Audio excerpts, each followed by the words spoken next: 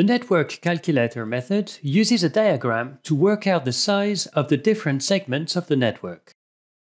This duct size information will be useful when drawing your networks in 2D using the routing commands. Note that there's no dynamic link between the network calculator and the drawing of the network in 2D. Using the line command of your CAD software, start by freely drawing the diagram of your network.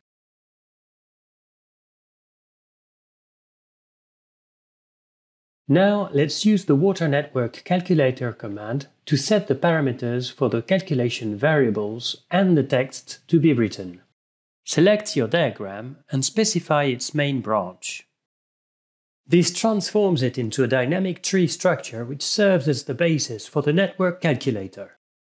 Texts appear at the top of end branches, awaiting your flow rate information. Use the water flow rate command to enter this information into the command line and assign it to the relevant branches.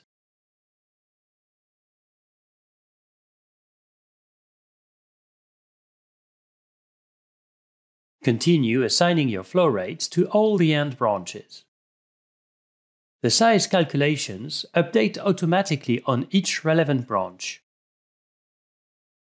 Now you can draw your design with the right sections thanks to your annotated calculation diagram.